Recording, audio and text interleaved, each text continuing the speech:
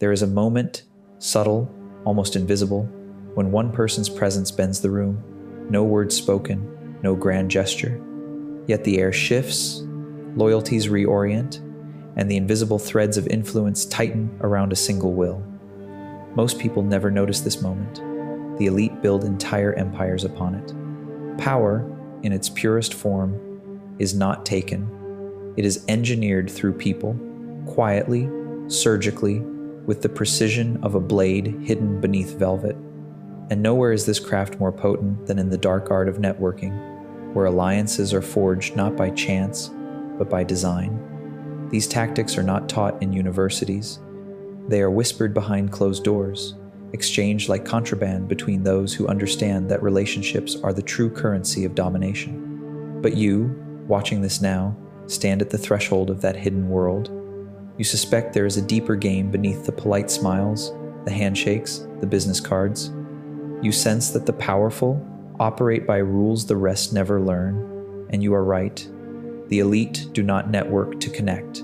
They network to control. Every introduction is a calculated move. Every favor is a future debt. Every conversation is a battlefield dressed as a banquet. So ask yourself, what would your life look like if you learned to navigate these silent empires as they do? If you could read motives the way others read headlines? If you could turn strangers into assets, rivals into unwitting allies, and a single room full of people into a kingdom awaiting your command? Today, we step into the forbidden, into the strategies Machiavelli himself would have crafted had he lived in an age of conferences and digital correspondence. Let's begin.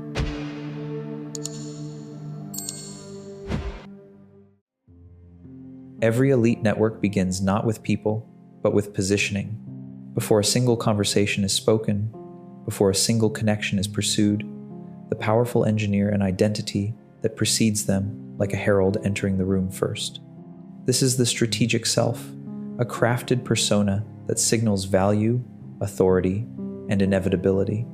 Machiavelli understood that reputation is a weapon sharper than any dagger. Cesare Borgia used it to make enemies surrender before the first sword was drawn.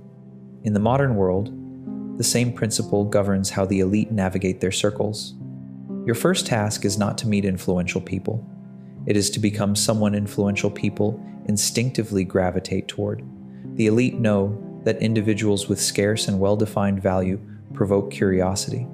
They know that the less you chase, the more others lean in, and so they construct a subtle aura of distinction, an expertise spoken of by others, a competence demonstrated rather than announced, a strategic mystery that invites speculation rather than interrogation. In the world of high-level networking, mystery is not a handicap, it is a magnet. Study any commanding figure, from Catherine de' Medici to Steve Jobs, and you will find the same pattern. They engineered a reputation strong enough to open doors long before they ever knocked. Jobs did not enter rooms seeking approval. He entered with the calm conviction that others were merely discovering him late. This is the mentality the elite cultivate, not arrogance, but inevitability. Once this positioning is established, every interaction shifts in your favor. People project value onto those who appear valuable. They offer opportunities to those who seem already chosen by fate. They lower their guard around those who radiate controlled confidence. And in this softened terrain, networking ceases to be a hunt and becomes a harvest. But here lies the forbidden edge. The elite deliberately avoid being overly available. Availability is death to intrigue. A person always present is a person easily ignored. Tiberius maintained power through calculated withdrawal, appearing rarely but decisively. Modern power players mirror this tactic, responding on their timeline, showing up strategically, leaving just enough space for anticipation to ferment into desire. So understand this. Before you speak to the influential, you must become the kind of figure they whisper about in your absence. Your presence must feel like an event, your attention like currency. In this way, you transform the very act of networking. You do not enter rooms seeking validation. You enter as the storm enters the horizon, slowly, deliberately, with a promise of inevitable impact. This is the first forbidden tactic. Engineer your persona so meticulously that people feel they are meeting not a stranger, but a force. Now the real game can begin.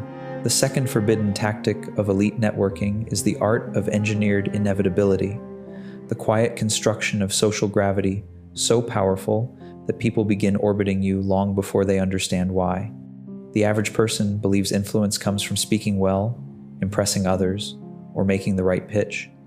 The elite know this is naive. Real power comes from shaping perceptions before the conversation even begins. To achieve this, they practice what I call the triangulation of influence, aligning themselves with people, symbols, and narratives that elevate their status by association. Augustus mastered this art by tying his image to Rome's rebirth, allowing others to believe supporting him was supporting destiny itself. Modern elites use the same principle, though with subtler instruments. They position themselves near authority, not as supplicants, but as fixtures. They appear in the proximity of decision-makers, in circles where competence is assumed, in environments where their presence feels justified rather than questioned. But triangulation alone is not enough. The elite also master the silent exchange of value. They never enter a relationship asking, "What can you do for me?"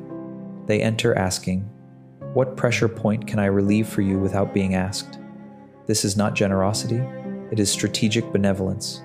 Stalin, for all his brutality, understood that small, unexpected acts of usefulness build dependence far faster than overt demands.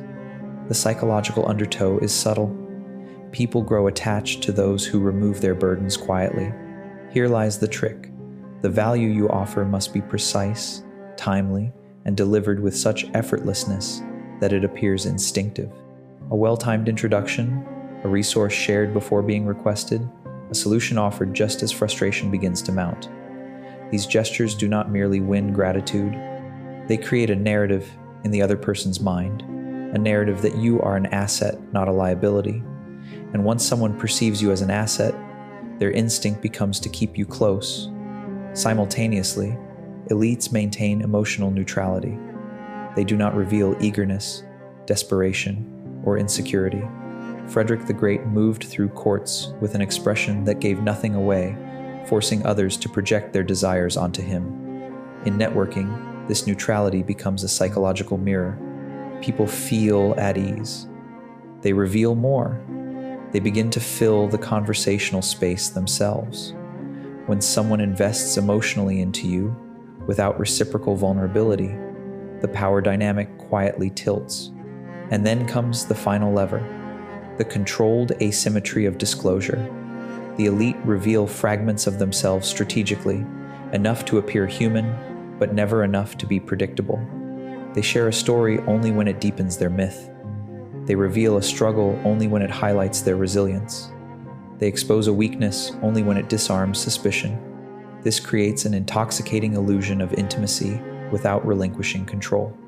When all these forces weave together, a transformation occurs. You are no longer networking, you are being sought. Opportunities drift toward you, plans adjust to include you. People speak your name in rooms you have never entered, as though your presence is a natural extension of their strategic thinking. This is engineered inevitability. The elite do not chase connections, they make themselves unavoidable. And once you understand this, the doors that were once closed do not merely open, they open for you. The third forbidden tactic is the orchestration of social debt, the unseen ledger the elite maintain with quiet precision. Most people think of favors as random acts of kindness. The powerful see them as currency. And like any currency, its value lies not in the gesture itself, but in its timing, scarcity, and psychological weight. To wield this effectively, you must understand a rule older than kingdoms. The person who gives first writes the terms of the relationship. Machiavelli observed that men are quicker to repay injuries than benefits, for benefits create a lingering burden, a silent pressure that hums beneath the surface of every future interaction. The elite weaponize this truth. They give in ways that bind. Look to the cunning of Lorenzo de' Medici. He funded artists, scholars, and political allies, not out of charity, but strategy. Each recipient carried an invisible mark, a sense that their rise intertwined with his will. Napoleon did the same through patronage, handing out titles and opportunities that made loyalty feel like gratitude rather than obligation. Modern power brokers replicate this pattern through introductions, endorsements, and access that seem generous, yet tether the recipient to their hand. But here lies the subtle brilliance. The most potent form of social debt is not the grand favor, but the indispensable one, a solution only you could provide, a door only you could open, a crisis only you could quietly resolve. When you solve a problem someone deeply hoped no one would notice, you do more than earn their thanks. You become woven into their stability, and people do not betray what they depend on. However, the elite never cash in these debts immediately. To do so would reveal intent. They allow the weight to accumulate, to settle, to ferment into instinctive compliance. When the time finally comes to ask, and it always comes, the request feels less like a demand and more like the natural balancing of a long-standing equation. But understand this as well. The powerful avoid becoming indebted themselves. They never accept favors impulsively. They deflect with grace. They reciprocate immediately if a gesture slips through. Julius II mastered this, paying back political courtesies so swiftly that no one could claim leverage over him. The elite guard their autonomy like a fortress. They know that even a small debt can become a chain if left unchecked. Simultaneously, they use selective indebtedness as a test. Offer a minor benefit and watch the response. The grateful reveal their loyalty. The entitled reveal their danger. The indifferent reveal their irrelevance.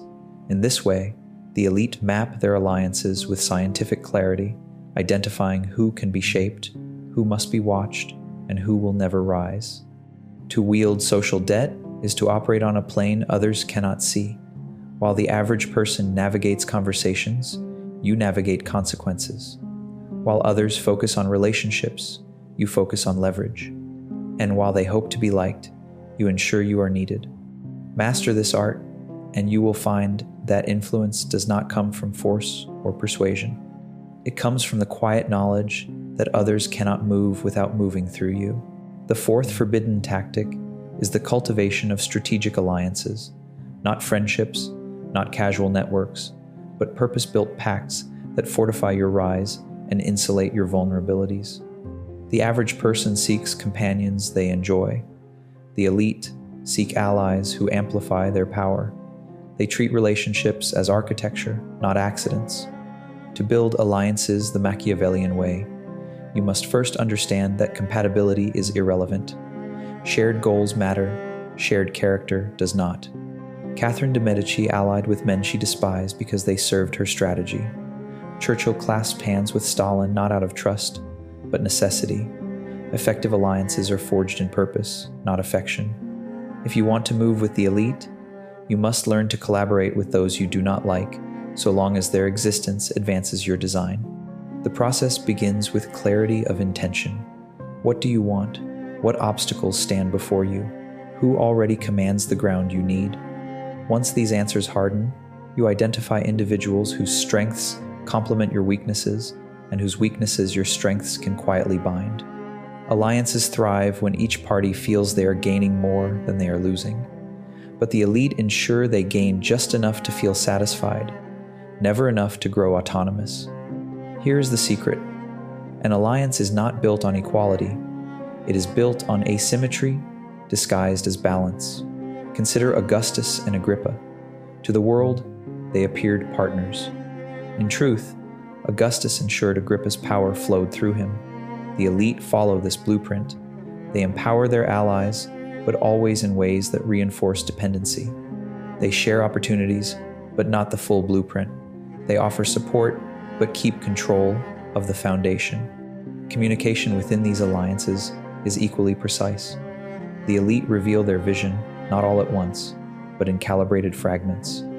Each revelation earns loyalty, each omission preserves leverage. This creates a relationship where the ally feels trusted while never fully seeing the whole board.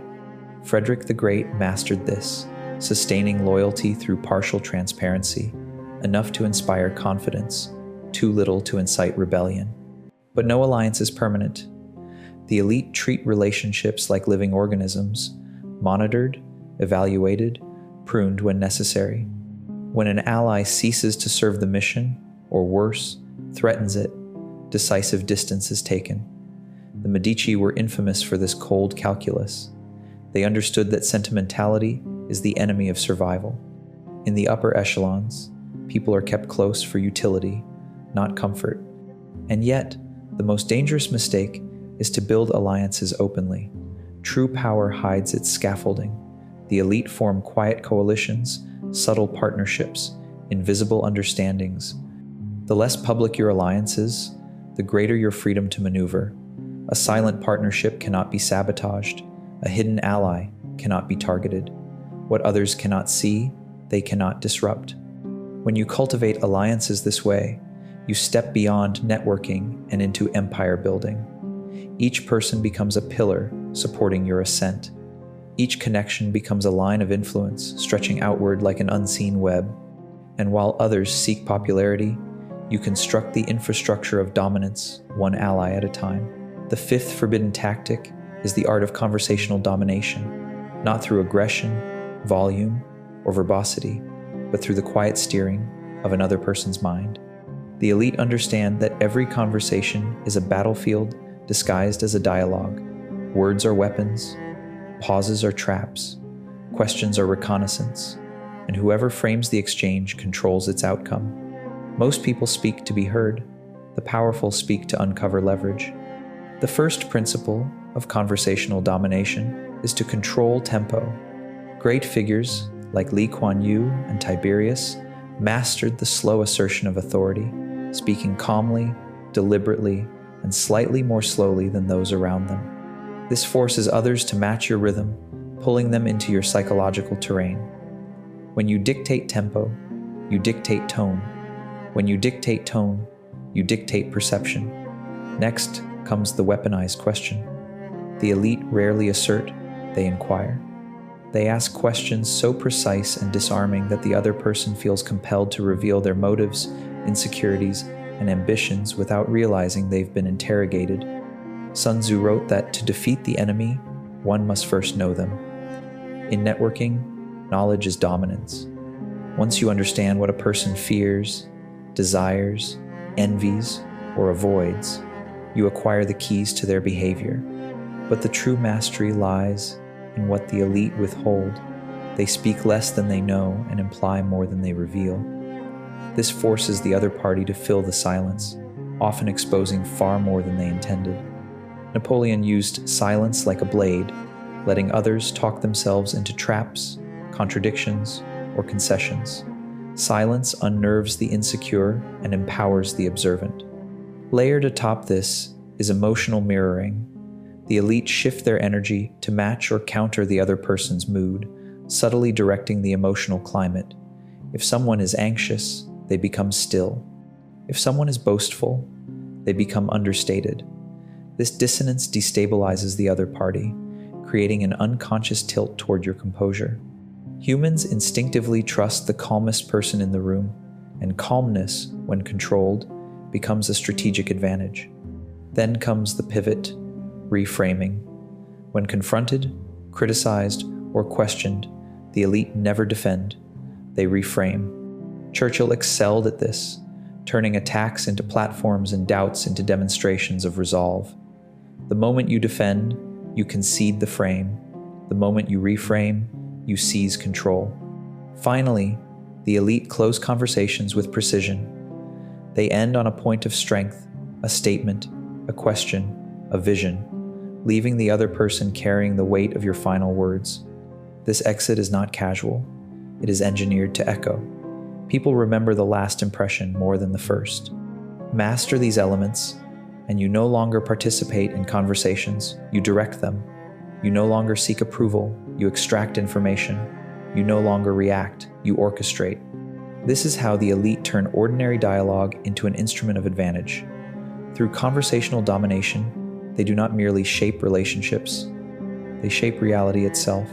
The The sixth forbidden tactic is the construction of informational asymmetry, the deliberate imbalance of knowledge that places you in the position of oracle while others remain dependent on your insight. In every hierarchy, from royal courts to corporate boards, the person who knows more than they reveal controls more than they command. The elite treat information not as data, but as power stored in its purest, most volatile form. Historically, this principle guided both kings and conquerors. Louis XIV maintained supremacy by ensuring that no advisor possessed the entire picture. Each held fragments, while he alone saw the full mosaic. Stalin mastered the opposite approach, knowing everything about everyone while revealing nothing of himself. Both methods served the same end: supremacy through superior knowledge. To wield informational asymmetry in modern networking, you must first become an architect of intelligence. This means observing without announcing, listening without reacting, researching without being detected. You learn a person's alliances, ambitions, patterns, and vulnerabilities long before they speak them aloud. The elite never walk into a room blind.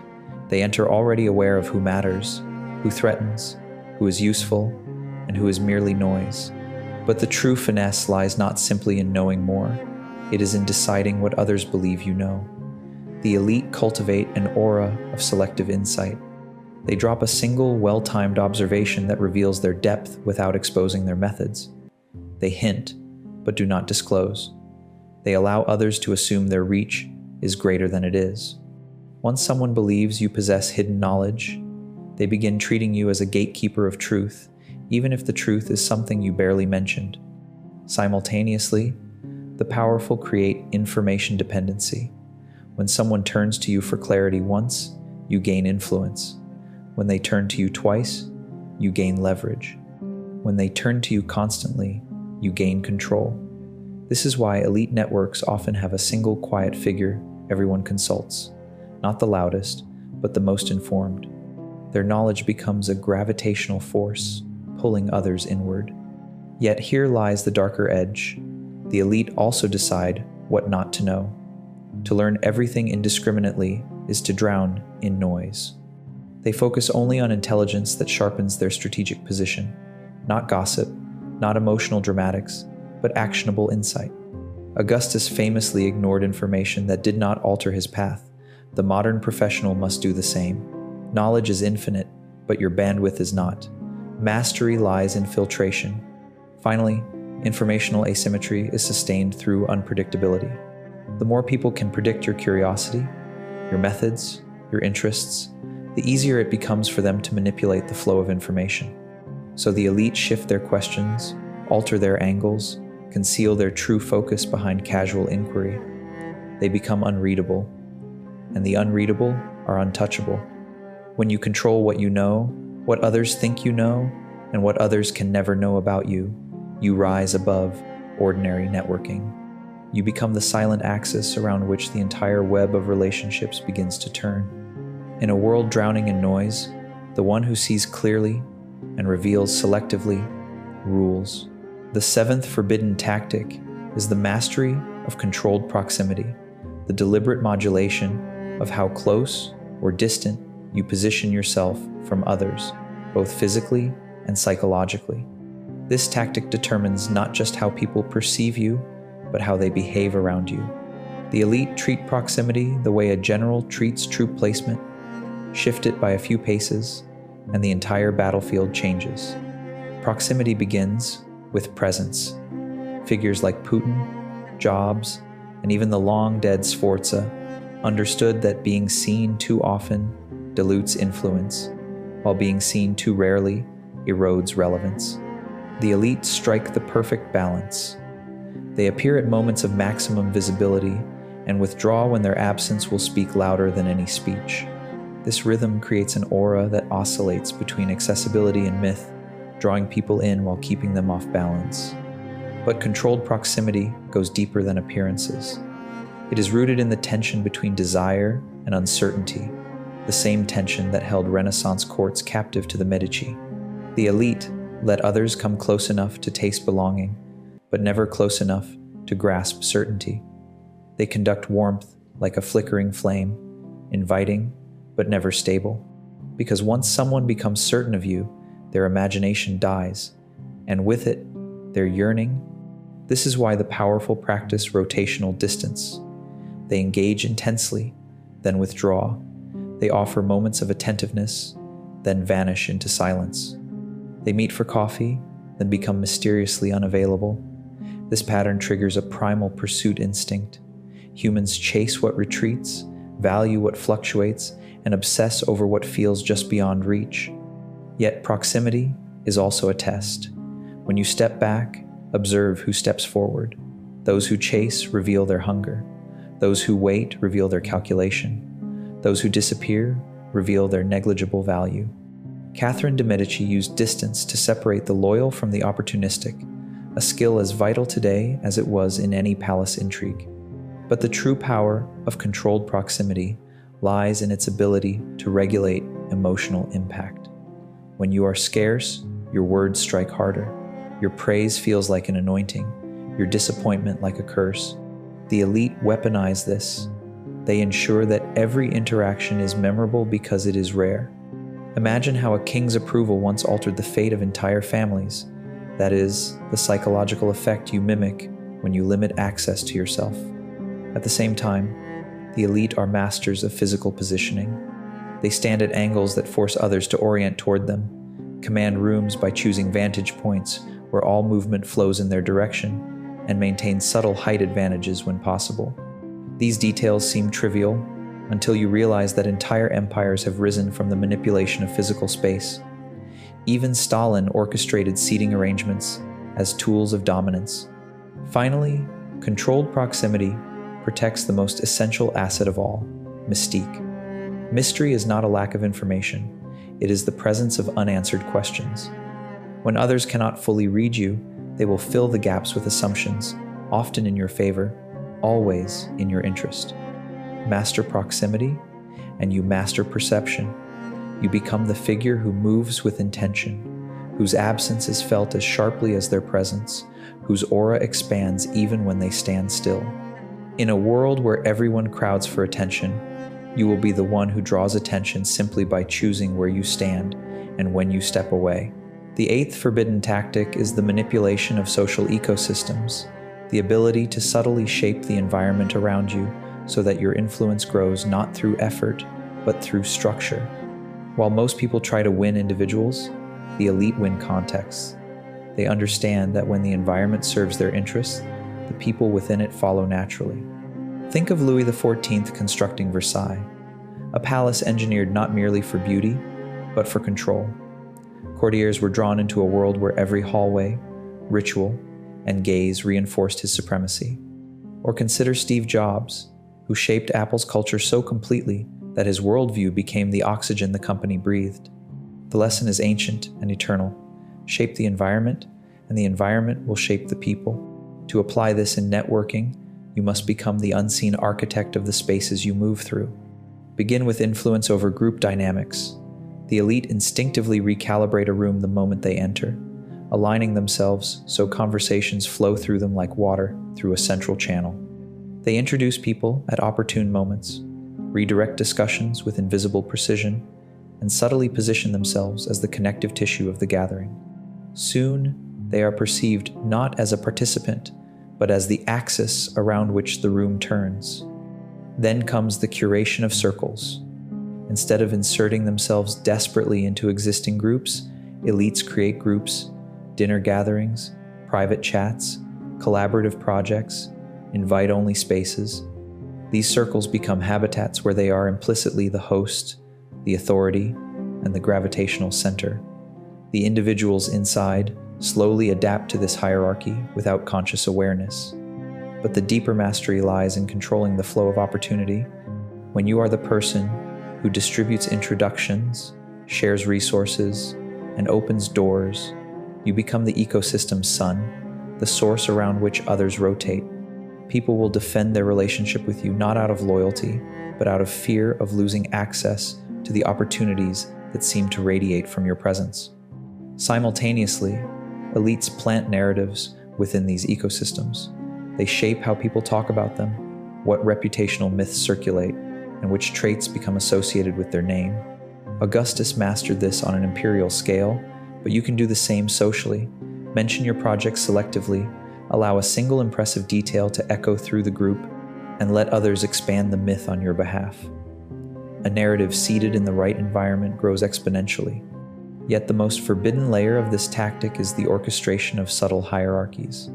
The elite sense who craves validation, who seeks leadership, who desires access, who carries influence. They position these players accordingly, giving small privileges to some, whispered insights to others, measured distance to the threatening ones. Every social ecosystem naturally forms a hierarchy. The elite simply ensure they occupy its invisible summit.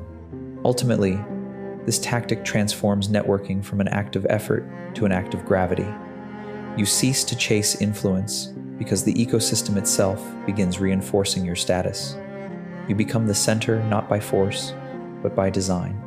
When others walk into these spaces, they step onto a battlefield you built, and whether they know it or not, they are already playing your game. Power does not belong to the one who talks the loudest, hustles the hardest, or collects the most contacts. It belongs to the one who sees the hidden architecture beneath every interaction, the unspoken motives, the shifting hierarchies, the subtle exchanges of value and control. You have now walked through the forbidden corridors of elite networking, where influence is crafted like a weapon and relationships are forged with the precision of strategy, not sentiment. You have learned how the powerful position themselves before they ever speak, how they engineer inevitability, how they bind others through quiet favors, how they build alliances with purpose, not affection, how they dominate conversations without raising their voice, how they wield information like a blade, how they regulate proximity to magnify their aura, and how they sculpt reputation until it becomes a force that moves through the world, even in their absence. These tactics are not tricks. They are transformations. Apply them, and you will not merely network, you will command. You will not chase opportunities, you will attract them. You will not seek approval, you will shape expectation. This is the path the elite walk, the path Machiavelli would whisper to those capable of wielding such influence with discipline and intentionality. Now, the next move is yours. If you found power in these teachings, if you felt your mind sharpen, your perception deepen, your understanding of human nature evolve, then it is time to take the final step. Subscribe to this channel, not out of habit, but out of strategy. Like this video to signal your allegiance to mastery over mediocrity. Each action strengthens your place in this growing circle of the strategically awakened. Choose power, choose clarity, choose ascent. Your rise has only begun.